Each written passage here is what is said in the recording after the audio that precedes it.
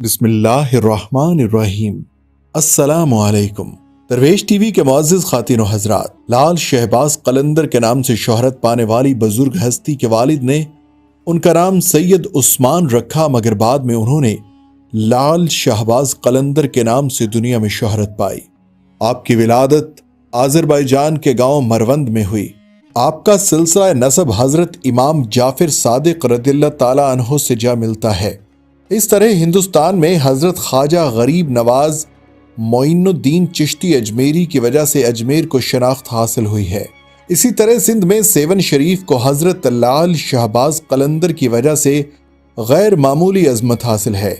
اس سرزمین کی بھی یہ بڑی خوش نصیبی ہے کہ عالم اسلام کے مختلف علاقوں سے اللہ جل شانہ کے مقرب اور برگزیدہ بندے یہاں تشریف لائے اور رشد و ہدایت کے دریا جاری کیے۔ ان بزرگان دین نے اپنے علم و عمل کی روشنی سے نہ صرف سرزمین سندھ کو ہی بلکہ گرد و نواح کو بھی منور کیا۔ باب الاسلام سندھ میں ہزاروں بزرگان دین، اولیاء اللہ اور صوفیاء کرام کا سلسلہ رشد و ہدایت، فیوز و برکات جاری رہا۔ آذربائیجان کے ایک چھوٹے سے قصبے مروند میں حضرت کبیر الدین احمد تقوی اور پرہیزگاری میں اپنا ثانی نہیں رکھتے تھے۔ حضرت سید محمد کبیر الدین احمد شاہ کی کوئی اولاد نہیں تھی۔ آپ کی اہلیہ اس مسئلہ کی وجہ سے اداس رہنے لگی تھی۔ سید محمد کبیر الدین ہر شب تہجد کے بعد بارگاہ ازدی میں مناجات کرتے اور ایک حالت گریہ طاری ہو جاتی۔ ایک شب انہوں نے خواب میں حضرت علی رضی اللہ عنہ کو دیکھا اور عرض کی، یا امیر المؤمنین، آپ میرے حق میں اللہ تعالیٰ سے اولاد کے لیے دعا کیجیے، وہ مجھے فرزند عطا فرمائے۔ حضرت علی رضی اللہ عنہ نے تسلی دیتے ہوئے آپ کو ایک فرزند کی بشارت دی۔ کچھ عرصہ بعد 570 یا 573 ہجری بمطابق 1177 عیسوی میں سید کبیر الدین احمد کے گھر ایک فرزند کی ولادت ہوئی جس کا نام محمد عثمان رکھا گیا۔ اسے آنے والے زمانے میں آسمان ولایت کا شہباز بننا تھا۔ محمد عثمان کی ابتدائی تعلیم آپ کی والدہ ماجدہ کی نگرانی میں ہوئی۔ 7 برس کی عمر میں کلام پاک حفظ کر لیا۔ حضرت شیخ منصور کی نگرانی میں علوم ظاہری کی تکمیل کی۔ عربی، فارسی زبانوں میں آپ نے بہت کم عرصے میں خاصی مہارت حاصل کر لی۔ آپ کی والدہ صاحبہ آپ کی اوائل عمری میں وفات پا گئی اور والد کا سایہ بھی والدہ کی وفات کے کچھ عرصہ کے بعد آپ کے سر سے اٹھ گیا۔ ظاہری علوم کی تحصیل کے بعد آپ کا میلان طریقت و معرفت یعنی روحانی علوم کی طرف ہوا۔ چنانچہ آپ نے اس تعلیم کے لیے مروند سے سبزوار کا بھی سفر کیا۔ ان دنوں وہاں جلیل القدر شخصیت سید ابراہیم ولی مقیم تھے۔ آپ حضرت امام موسیٰ کاظم کی اولاد سے تھے۔ آپ بڑے عابد و زاہد اور جید عالم تھے۔ حضرت لال شہباز قلندر حضرت ابراہیم ولی کی خدمت میں رہ کر تحصیل علم میں مشغول ہو گئے۔ حضرت ابراہیم ولی نے حضرت لال شہباز قلندر کی صلاحیتوں کو پرکھ کر جلد ہی مشائخ اور علماء کی ایک محفل میں حضرت لال شہباز قلندر کو خلافت کی دستار سے نواز دیا۔ غیبی اشارہ ملنے پر اپنے وطن مروند سے عراق تشریف لے گئے اور وہاں سے ایران تشریف لائے۔ حضرت امام رضا سے روحانی و قلبی وابستگی کی وجہ سے آپ کے مزار پرانوار پر حاضر ہوئے۔ چند روز تک مراقبے کا سلسلہ جاری رہا۔ آپ کو باقاعدہ گوشہ نشینی کا حکم ہوا۔ آپ خانقاہ رضویہ میں مصروف عبادت رہے اور یہ سلسلہ 40 روز تک جاری رہا، اور آخری ایام میں آپ کو حکم ہوا کہ حج بیت اللہ اور زیارت روضہ رسول صلی اللہ علیہ وسلم کا شرف حاصل کریں۔ اس طرح آپ امام رضا سے روحانی اجازت ملنے کے بعد حجاز مقدس روانہ ہو گئے۔ اس سفر میں عراق پہنچنے پر حضرت لال شہباز قلندر حضرت عبد القادر جیلانی کے مزار پر حاضر ہوئے۔ حضرت لال شہباز قلندر نے بغداد سے حجاز تک راستے میں کئی مقامات مقدسہ کی زیارت کی۔ آپ 3 ماہ تک مکہ مکرمہ میں مقیم رہے۔ حج کی ادائیگی کے بعد مدینہ منورہ تشریف لے گئے۔ مسجد نبوی صلی اللہ علیہ وسلم میں جب روضہ اطہر کے قریب پہنچے تو دیر تک بارگاہ رسالت میں سر جھکائے سلام پیش کرتے رہے۔ آپ 11 ماہ مدینہ منورہ میں مقیم رہے۔ غیبی اشارہ ملنے پر آپ سندھ کی طرف روانہ ہو گئے۔ سفر کے دوران شہباز قلندر مکران کے ساحل پر پہنچے۔ جب آپ وادی پنجگور میں داخل ہوئے تو ایک سرسبز میدان نے آپ کے قدم پکڑ لیے۔ آپ نے یہاں چلہ کشی کی اور اس میدان کو یادگار بنا دیا۔ مقامی مکرانیوں نے اس ویرانے میں ایک فقیر کو چلہ کشی کرتے دیکھا تو دیدار کے لیے امڑ کر آ گئے۔ آپ کی عبادت و ریاضت سے متاثر ہو کر ہزاروں مکرانیوں اور بلوچوں نے اسلام قبول کر لیا اور آپ کے مرید ہو گئے۔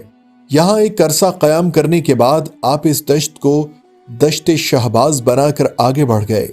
آپ جب پسنی سے گزرے تو ایک گڈریا اپنی بکریوں کا ریوڑ لے کر جا رہا تھا۔ آپ عالم جذب میں تھے۔ وہ گڈریا اپنی بکریوں کو بھول کر آپ کے قدموں میں بیٹھ گیا۔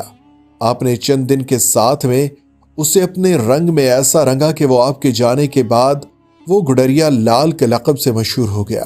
پسنی بندرگاہ کے ٹیلے کے دوسری جانب گڈریا لال کا ایک مزار آج تک اسی گڈریے کی یاد دلاتا ہے۔ یہاں سے آپ سندھ میں داخل ہوئے لیکن رکے بغیر سیدھا ملتان پہنچے اور شہر ملتان کے مضافات میں قیام فرمایا۔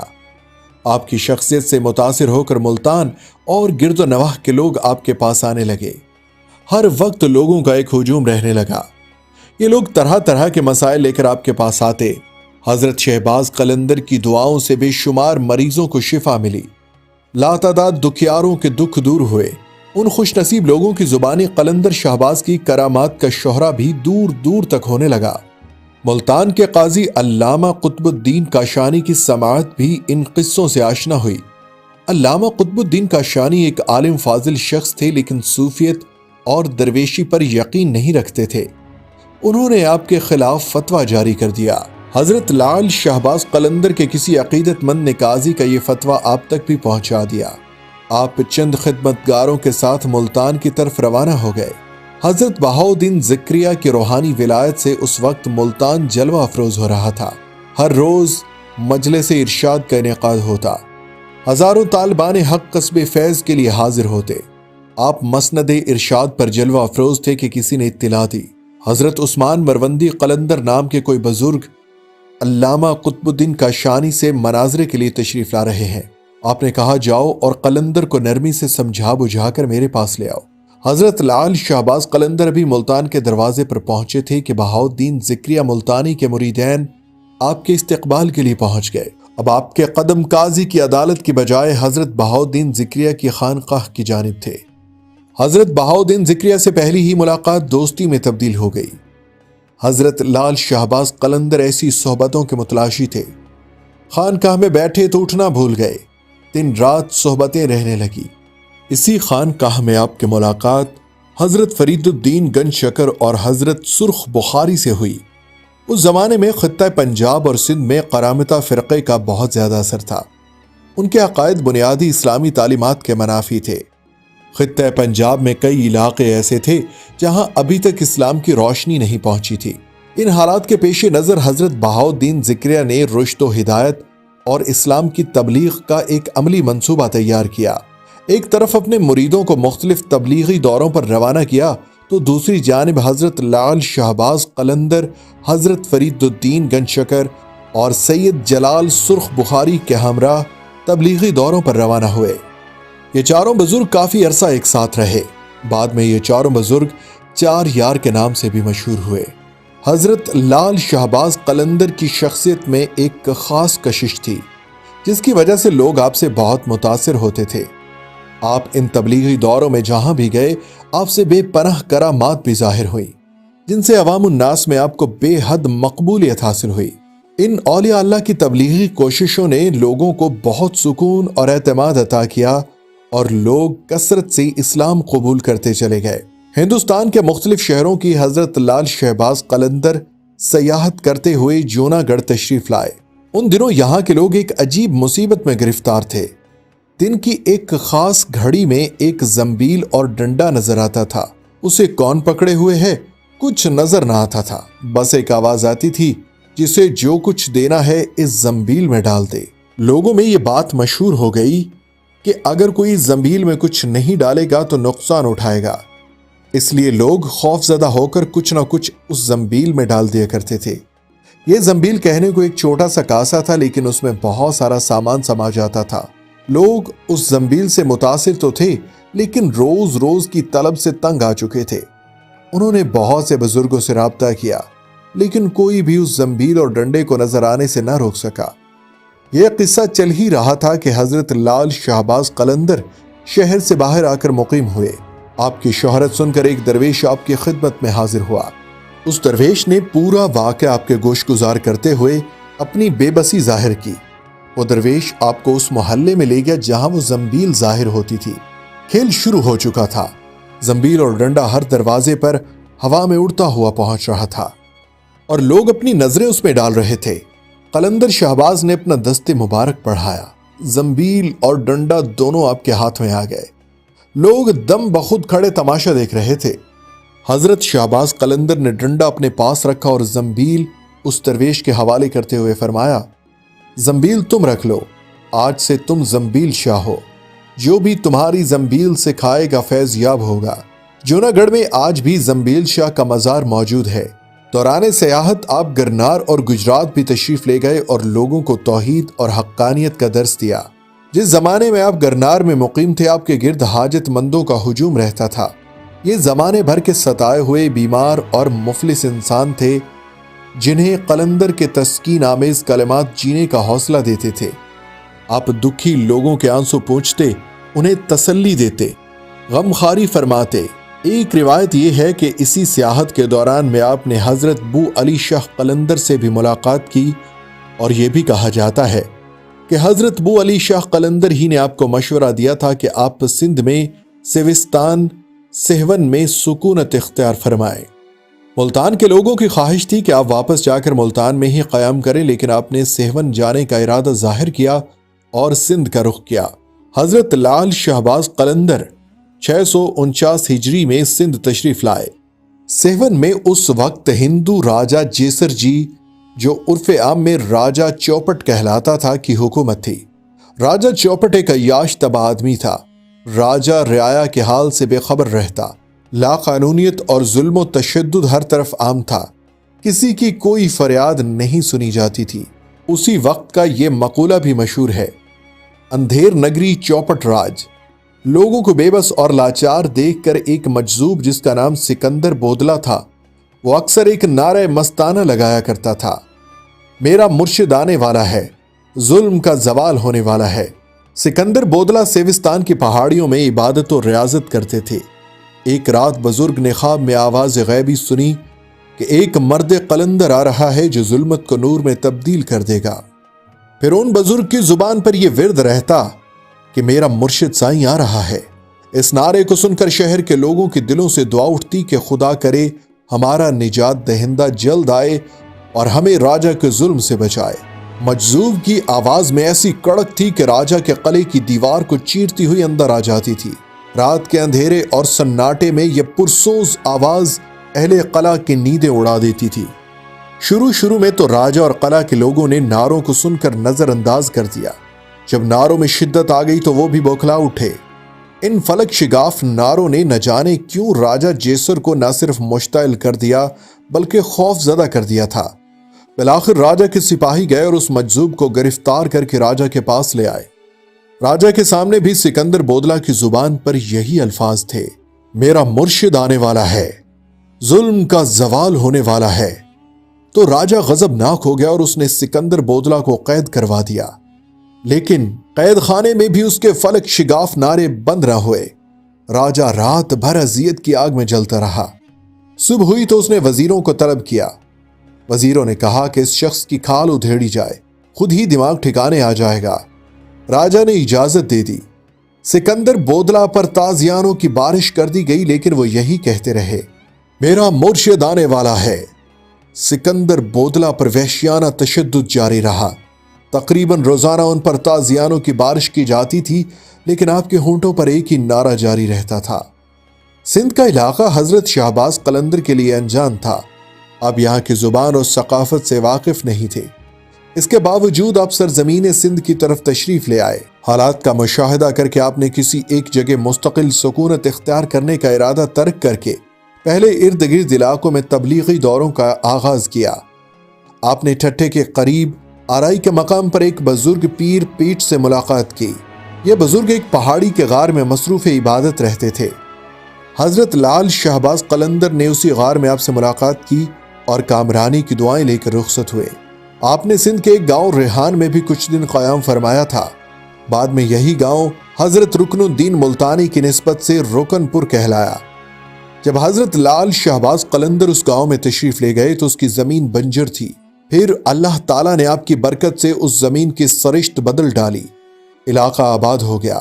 سرسبز و شادابی کی وجہ سے بنجر زمین بھی خزانے اگلنے لگی۔ کراچی کے قریب منگو پیر کا مزار ہے۔ بعض روایات کے مطابق صاحب مزار حضرت فرید الدین گنج شکر کے خلیفہ ہے۔ اسی پہاڑ پر لال شہباز قلندر کے نام سے ایک بستی آباد ہے۔ بعض لوگ کہتے ہیں حضرت لال شہباز قلندر یہاں تشریف لائے اور کچھ عرصہ قیام کیا۔ آپ کی ایک چلہ گاہ حیدرآباد کے نزدیک، گنجا ٹکر کے نزدیک، ٹنڈو غلام حسین میں بھی موجود ہے۔ مشہور ہے کہ آپ یہاں چلہ کش ہوئے تھے۔ آپ نے حیدرآباد کے اطراف میں بھی کئی تبلیغی دورے کیے تھے۔ یہ بھی ایک روایت ہے کہ دوران سیاحت قلندر پاک نے پاٹ شہر میں حاجی اسماعیل منوہر سے بھی ملاقات کی تھی۔ پاٹ دراصل سندھ کا ایک قدیمی شہر تھا۔ بہت سے علماء کرام دور دراز کی مسافت طے کر کے اس شہر میں آتے تھے۔ قدیم تذکروں میں اسی شہر کو اسی وجہ سے قبۃ الاسلام کہا گیا ہے۔ دریا کے قریب ہونے کی وجہ سے یہاں باغات کی کثرت تھی، جس میں انار بہت کثرت سے ہوتے تھے۔ سیون شریف کے ریلوے اسٹیشن کے جنوب میں ایک بلند پہاڑ ہے جس کے اندر ایک قدیم غار موجود ہے۔ روایت ہے کہ اس غار میں حضرت لال شہباز قلندر نے چلہ کشی کی تھی۔ سیون کے ریلوے اسٹیشن کے قریب آپ کے نام سے منسوب ایک لال باغ بھی ہے۔ روایت کے مطابق اس باغ کے قریب ایک پہاڑی پر آپ نے چلہ کشی کی تھی۔ مقامی لوگوں میں یہ روایت مشہور ہے کہ حضرت لال شہباز قلندر کی آمد سے قبل نہ یہ باغ تھا اور نہ یہ چشمہ۔ لوگ اس مقام پر چشمے کی موجودگی کو شہباز قلندر کی کرامت سمجھتے ہیں۔ یہ چند نشانات جو تاریخ میں محفوظ رہ گئے ہیں صاف بتاتے ہیں کہ آپ نے سندھ کے دور دراز علاقوں کے دورے کیے۔ اس دور کے سفر آج کی طرح باسہولت نہیں تھے۔ دین کی تبلیغ کے لیے ہمیں آپ کے عزم اور حوصلوں سے رہنمائی اور ترغیب لینا ہوگی۔ آپ کی بہت سی کرامات لوگوں میں مقبول ہیں۔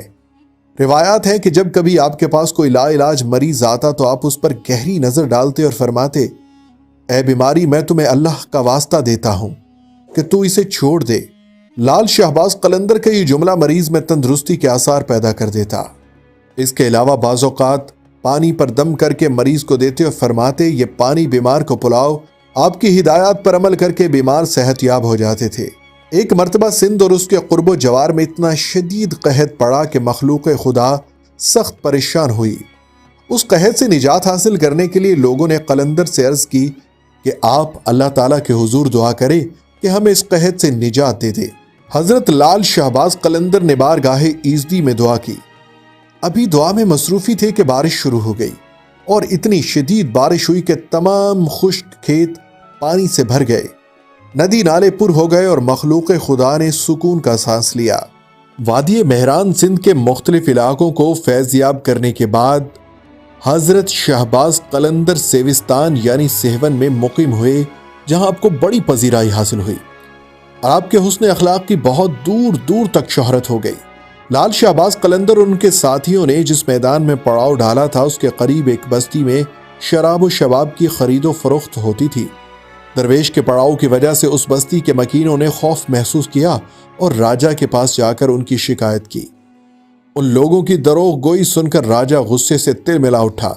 اس نے بہت مغرور لہجے میں اپنے کوتوال کو حکم دیا کہ ان مسلمان فقیروں کو بے عزت کر کے اس کی ریاست سے نکال دیا جائے۔ راجہ جیر جی کے سپاہی گدڑی پوشوں کے خیموں میں داخل ہوئے اور انہیں حاکم سیوستان سیون کا حکم سنایا۔ گدڑی پوشوں نے کہا کہ ہم صرف اپنے مرشد کے حکم کی پابندی کرتے ہیں، اگر تمہیں کچھ کہنا ہے تو ان سے کہو۔ راجہ جیر جی کے سپاہی اسی حالت غضب میں قلندر شہباز کے خیمے کی طرف بڑھے، مگر اندر داخل نہیں ہو سکے۔ سپاہیوں کو ایسا محسوس ہوا جیسے ان کے پیروں کی طاقت سلب ہو چکی ہے اور وہ اپنے جسم کو حرکت دینے سے قاصر ہے۔ پھر جب سپاہیوں نے واپسی کا ارادہ کیا تو ان کی ساری طاقت بحال ہو گئی۔ سپاہیوں نے دوبارہ خیمے میں جانے کی کوشش کی، اس بار بھی ان کے ساتھ ایسا ہی ہوا۔ مجبوراً سپاہی کچھ کیے بنا واپس چلے گئے۔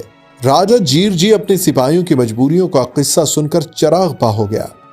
اس نے فوری طور پر اپنے وزیروں، مشیروں اور درباری نجومیوں کو طلب کر لیا तमाम वाक़यात सुनकर हाकिम सेहवन की तरह अराकीन सल्तनत और सितारों का इल्म जानने वाले भी हैरान व परेशान थे। फिर दरबारी नजूमे ने सितारों की चाल और जायचे वगैरह बनाए तो यकायक उनके चेहरों पर खौफ के गहरे साए लरजने लगे।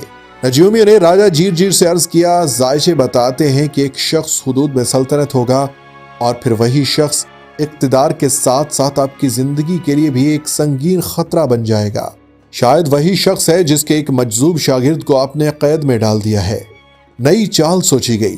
वजीरों के कहने पर हीरे जवाहरात और अशरफियों से भरा हुआ खान लेकर शहबाज कलंदर की खिदमत में पेश किया गया कि इसे कबूल फरमाएं और किसी दूसरी जगह क़याम फरमा ले। आपने हुक्म दिया कि इन जवाहरात को आग में डाल दो। खिदमतगार ने अपने मुर्शिद के हुक्म के मुताबिक खान उठाकर आग में डाल दिया। देखते ही देखते एक शोला सा भड़का और वाकई तमाम हीरे जवाहरात और सोने के टुकड़े कोयले और लकड़ी की तरह आग में जलकर खाक हो गए। हाकिम सेवन का नुमाइंदा कुछ देर तक पथराई हुई आंखों के साथ ये नाकाबिल यकीन मंजर देखता रहा। वो सोना जो तपती हुई भट्टी में बहुत देर के बाद पिघलता है, उसे मामूली आग के शोलों ने चंद लम्हों में जलाकर खाक कर डाला था।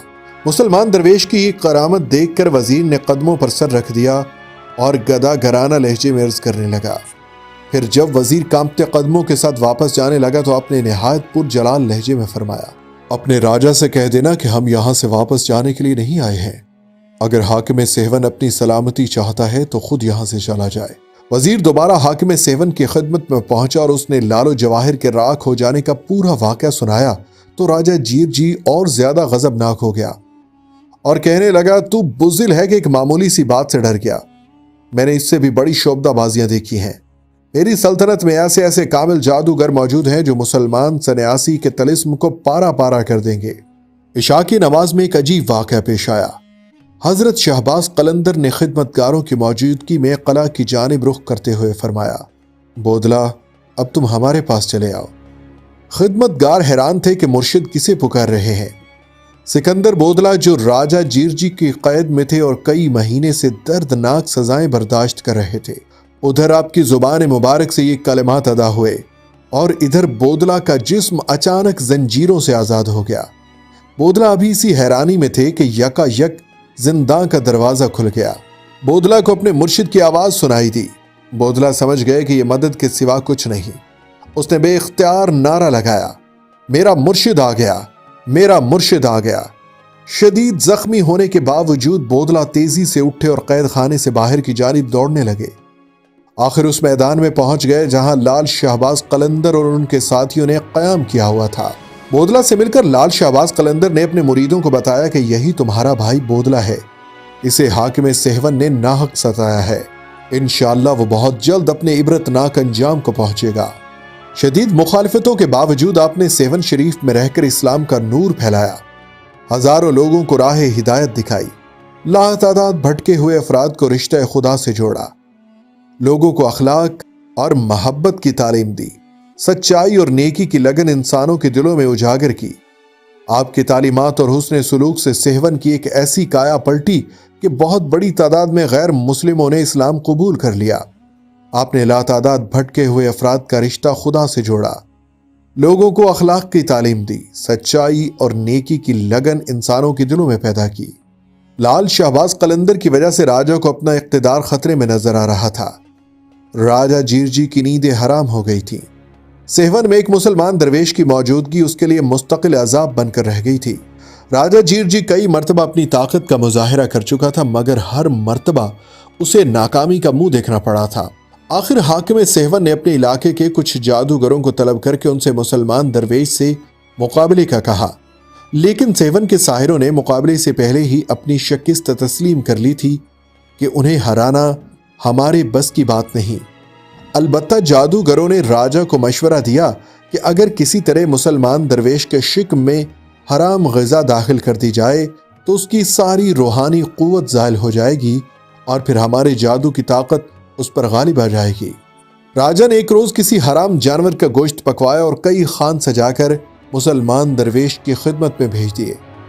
जब ये खान हजरत शहबाज कलंदर की खिदमत में पेश हुआ तो खाना देखते ही शेख का रंग मुतगय्यर हो गया और आपने ये कहकर खाने से भरा हुआ खान उलट दिया, ہمارا خیال تھا وہ کافر اتنی نشانیاں دیکھنے کے بعد ایمان لے آئے گا، مگر جس کی تقدیر میں ہلاکت و بربادی لکھی جا چکی ہو اسے اللہ کے سوا کوئی نہیں ٹال سکتا۔ مرشد کے اس عمل سے خدام پر لرزہ طاری ہو گیا۔ پھر دوسرے ہی لمحے زمین بھی لرزنے لگی۔ سہون شدید زلزلے کی لپیٹ میں تھا۔ زمین نے 2-3 کروٹیں لی اور طاقت و اقتدار کا سارا کھیل ختم ہو گیا۔ ادھر شیخ کے سامنے خان الٹا پڑا تھا۔ راجہ جیرچی کے قلعے کی بنیادیں الٹی ہو گئی تھی۔ حضرت لال شہباز قلندر نہ صرف صوفی بعمل بزرگ تھے بلکہ آپ نے علم کی ترویج کے لیے بھی گراں قدر خدمات سر انجام دی۔ حضرت لال شہباز قلندر صرف و نحو کے بھی ماہر تھے۔ ایک مغربی مورخ سر رچرڈ برٹن کی تحقیق کے مطابق حضرت لال شہباز قلندر ایک عظیم ماہر لسانیات بھی تھے۔ آپ نے 4 کتابیں گرامر اور لسانیات کے حوالے سے فارسی زبان میں تحریر کی تھی۔ مشہور سیاح ابن بطوطہ دنیا کا سفر کرتے ہوئے 734 ہجری میں جب سیون پہنچا تو اس نے آپ کے مزار مبارک کی زیارت کی تھی اور آپ کی خانقاہ میں ٹھہرا۔ مشہور محقق شیخ اکرم نے بھی اپنی کتاب موج کوثر میں برٹن کی ہسٹری آف سندھ کے حوالے سے 2 مشہور کتابوں میزان الصرف اور صرف سفر کا تذکرہ کیا ہے، جو کہ حضرت لال شہباز کی تحریر کردہ تھی۔ حضرت لال شہباز قلندر ایک معروف شاعر بھی تھے۔ آپ کے کلام میں معرفت الہی اور سرکار مدینہ کی مدح سرائی، عشق حقیقی کے والہانہ انداز جا بجا نظر آتے ہیں۔ آپ کی شاعری میں روحانی وارفتگی اور طریقت و تصوف کے اسرار و رموز بے حد نمایاں اور واضح ہو کر سامنے آتے ہیں، جو اکابر صوفیاء کرام کا ایک خاص طرہ امتیاز ہے۔ حضرت لال شہباز قلندر اپنے کلام میں عبد و معبود کے رشتوں کی ترجمانی اتنے حسین پیرائے میں کرتے ہیں کہ پڑھنے اور سننے والوں کے قلوب میں گداز اور عشق و محبت کا جذبہ فروزہ ہونے لگتا ہے۔ آپ کو لال کہنے کی مختلف روایات ہیں۔ بعض مورخین کا کہنا ہے کہ لال شہباز قلندر کا خطاب آپ کے پیر و مرشد نے عطا فرمایا تھا۔